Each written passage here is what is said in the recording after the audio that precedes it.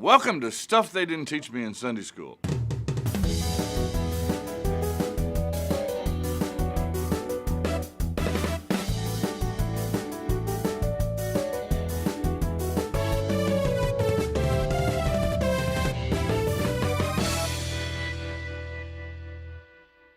Sometimes it just takes a little bit of time to get things rolling, to get things moving.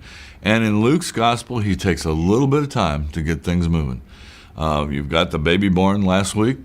We've got a new infant. And now you might think, like in Mark's gospel, where you start out with a full-grown Jesus who goes to work on his ministry, that might be the next step.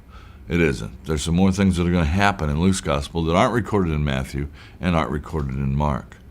The first thing that's going to happen is that this couple is going to go fulfill the law. And the law says two things. It says, first of all, that 40 days after the birth of a child, the mother should go and show herself to a priest and be purified from her uncleanness. The second thing is that 40 days after the birth of the first male child, that child should be taken to a priest and be dedicated to God and then bought back. We're told that when that happens here, that the buying back is taken care of with a pair of turtle doves or 2 young pigeons. This would have been the buying back that was allowed from somebody that didn't have a whole lot of money. So this is where we get the idea that Mary and Joseph probably were not very wealthy. They probably were fairly poor. Verse 22 of chapter 2 in Luke. When the time came for their purification, according to the law of Moses, they brought him up to Jerusalem to present him to the Lord. Those are two different things. Purification is purification of Mary. Presentation is presentation of Jesus. As is written in the law of the Lord, every male that opens the womb shall be called holy to the Lord. And to offer a sacrifice, according to what is said in the law of the Lord, a pair of turtle doves or 2 young pigeons. We're told there's an older gentleman in Jerusalem at this time in the temple who was hoping that he would live long enough to see the Messiah. You know, I bet in the 400 years between the Old and New Testament, he wasn't the only guy hoping that he would live long enough to see the Messiah. But he gets to see him. His name is Simeon. And old Simeon takes Jesus in his arms, and then he says a poem, or we've come to view it as a song, called the Nunc Dimittis. Maybe one of the most powerful poems in this series of poems that accompany the birth of Christ. Verse 29, here's how it starts. Lord, now lettest thou thy servant depart in peace.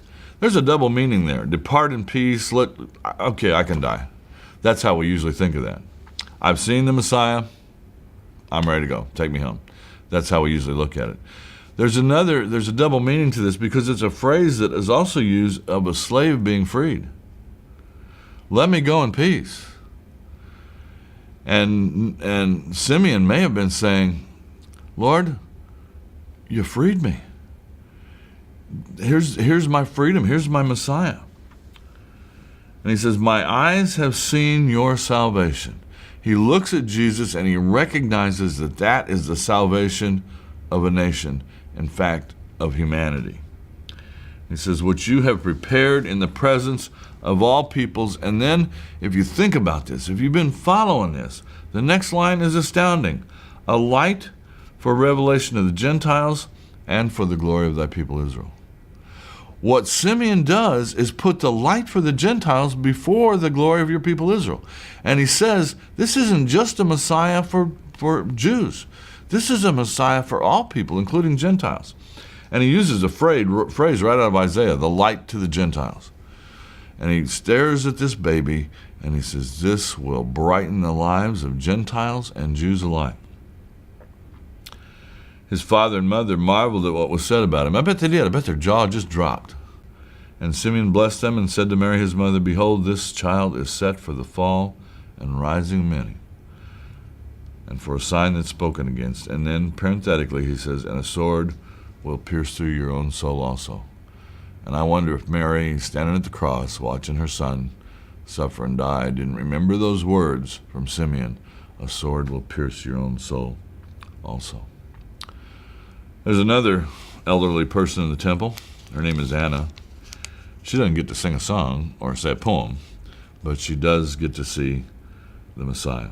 The next story you're really familiar with. I remember this one as a kid. I loved this story. Jesus as a 12-year-old boy in the Jerusalem temple. And parents go home and Jesus is lost. Parents have to turn around and go back and get him. And I always thought as a kid, my dad would be steamed. And I'm guessing his parents weren't real happy with him. He answers, verse 49, when they do find him, "How is it that you sought me? Did you not know that I must be in my Father's house?" You know, I'd probably get slapped down if I said something like that to my dad. And yet, I think this was said with respect. It was said with love and concern. But it was also said with a certain firmness that comes with him recognizing his own mission and his own ministry. I have a job to do here, Mom and Dad. And I'm about that job. We're told in 50 that they didn't understand what he was saying. They didn't get it. And so he went back home with them. And then in verse 52, we have a phrase, Jesus increased in wisdom and in stature and in favor with God and man. That same phrase is said about Samuel in 1 Samuel 2:26. Remember we said Mary picked up Hannah's song and adapted it to her situation.